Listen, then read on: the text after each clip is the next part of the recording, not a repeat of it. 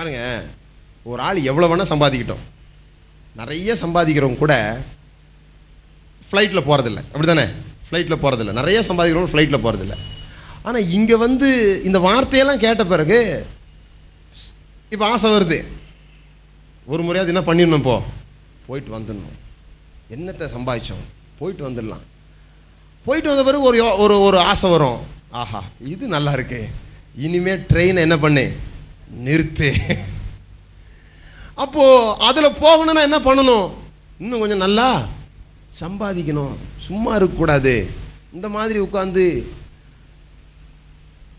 செல்வியை பார்த்து சித்தி ஆகிறத விட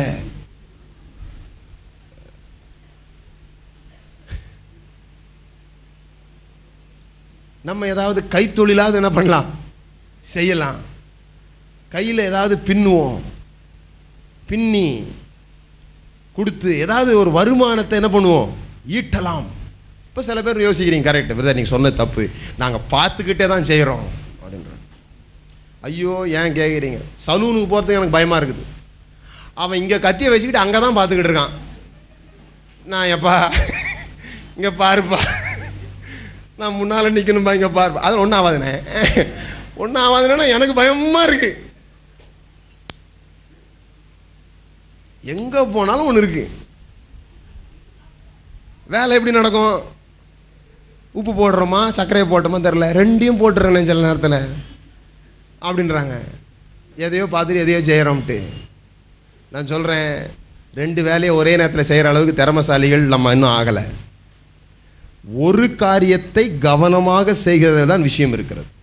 அந்த ஒரு காரியத்தை எப்படி செய்யணும்னா, சின்ன ஓட்டை இல்லாமல் செய்யணும். What is excellence? What is excellence? Going to the detail is excellence. நுணுக்கங்களுக்கு போவதுதான் முதிர்ச்சி. அருமையானவர்களே, யோசித்து பாருங்க. ஒரு துண்டு இரும்பு எடுத்துக்கோங்க. ஒரு துண்டு இரும்பு, இதான் ஒரு துண்டு இரும்பு. இந்த இப்படி ஒரு துண்டு இரும்புக்கு என்ன ரேட் இருக்கும்னு நினைக்கிறீங்க?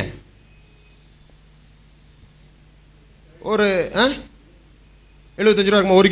ஒரு கிலோ எவ்வளவு? ஒரு கிலோ என்னங்க இதுக்கு போய் இவ்வளோ சண்டை போடுறீங்க? 30 ரூபா வச்சுக்கலாம், தப்பு ரைட்டா. 30 ரூபா ஒரு கிலோ இரும்பு, 30 ரூபா. சரி, இந்த இரும்பை அறுத்து, இந்த இரும்பெல்லாம் அறுத்து ஒரு சின்னதாக ட்ரெயினில் ஒரு முக்கியமான இடத்துல வரணும், அது மாதிரி செஞ்சிட்டோம். இப்போ அதனோட ரேட் என்ன? 200 ரூபா ஆயிடுது. அதை விட நுணுக்கமான ஒரு பொருள் செஞ்சிட்டோம், அதனுடைய ரேட்டு அதை விட அதிகமாகிடுது. அது எவ்வளவு நுணுக்கமாகிறதோ அவ்வளவு அதிக விலை ஏறுகிறது. நீங்கள் உங்கள் தொழிலிலே எவ்வளவு நுணுக்கமாகிறீர்களோ அவ்வளவு சம்பள உயர்வு உங்களுக்கு உண்டாயிருக்கிறது. That is called excellence. அதான் முதிர்ச்சி. நுணுக்கத்திற்கு நேராக போங்கள். அதெல்லாம் கண்டுக்க மாட்டாங்கண்ணே அப்படின்னாதீங்க. நிறைய பேர் சொல்றாங்க இதெல்லாம் கண்டுக்க மாட்டாங்க. நான் சொல்றேன், பைபிளில் சொல்லிருக்கு, சிறுநரிகளை பிடியுங்கள், சிறுநரிகளை பிடியுங்கள். அதான் முக்கியங்க. அந்த லிட்டில் ஃபாக்ஸ் தான் வாழ்க்கையை கெடுக்குது. வாழ்க்கையில் எல்லாமே நல்லா செய்றீங்க. மறுபடியும் சொல்றேன், நானு பாறை தடிக்கு எந்த பயில்வானும் விழுந்ததில்லை, புல் தடிக்கு பயில்வான்கள் தான் இருக்கிறார்கள். யாராவது பாறை தடிக்கு விழுந்திருக்காங்களா? முன்னால் இவ்வளோ பெரிய பாறை இருந்தால் அதில் போய் யாராவது விழுந்தா அவனுக்கு பேர் பைத்தியக்காரனா சொல்லலாம். அவங்க கூட விழுறதில்லை அது மாதிரிலாம். ஆனால் சின்ன விஷயம் தான் என்ன பண்ணிடுது நம்மளை, அதை கண்டுக்காதனால அதில் தான் தவிக்கி விழுந்துடுறோம். பெரிய விஷயங்கள்ல அதிகமாக நம்ம பாதிக்கப்படுறது இல்லை. யாரும் ஃப்ளைட்டை 3 மணி நேரம் லேட்டாக விடுறதில்லை. யாராவது 3 மணி நேரம் லேட்டாக போனேன், ஃப்ளைட் போயிடுச்சு சொல்லியிருக்காங்களா? 5 நிமிஷம் விட்டம்பா, 5 நிமிஷத்தில் விட்டம்பா. யோசித்து பாருங்க, உங்கள் கிளாக், உங்கள் வாட்ச் 1 மணி நேரம் லேட்டாக ஓடுது. காரியங்கள் எப்படி பண்ணுவீங்க? உங்களுக்கு தெரியும் 1 மணி நேரம் லேட்டாக இருக்குதுன்னு சொல்லிட்டு, அப்படி தானே? 1 மணி நேரம் லேட்டாக இருக்கும்போது உங்களுக்கே தெரியும். சில பேர் வேணும்ட்டு வேகமாக வைக்கிறாங்க வீட்டில், கொஞ்சம் வேகமாக இருக்கட்டும். எனக்கு அதெல்லாம் புரியவே மாட்டேங்குது ஏன்னு. இவங்களே வச்சுக்கிறாங்களாம்மா வேகமாக, 8 மணிக்கு 8:30 மணி வச்சா தானே வேகமாக வேலை நடக்கும். அப்படி சொல்லிக்கிட்டே என்னங்க 8:30 ஆயிடுச்சுன்னா அது 1/2 மணி நேரம் ஃபாஸ்ட்டாக இருக்குதுண்ணே. எனக்கு புரியவே மாட்டேங்குது ஜனங்களே. நிறைய நேரம் நான் தான் தப்பாக இருக்கிறேன்னா இல்லை அவங்க தான் தப்பாக இருக்கிறேன் சந்தேகம் வந்தது.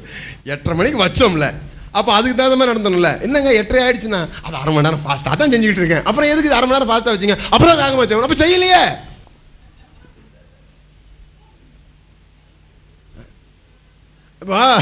இந்த அரை மணி நேரம் 1 மணி நேரம் கதெல்லாம் ஓகே. ஆனால் எதில் தவற விடுறோம்? 2 நிமிஷம் லேட்டாக ஓடும்போது நமக்கு தெரியறதில்ல. வாட்ச் 2 நிமிஷம் தான் லேட்டாக ஓடுதுன்றது நமக்கு தெரியறதில்ல. அங்கே தான் சில விஷயங்களை இழந்துடுறோம். 2 நிமிஷம். Excellence is going to details.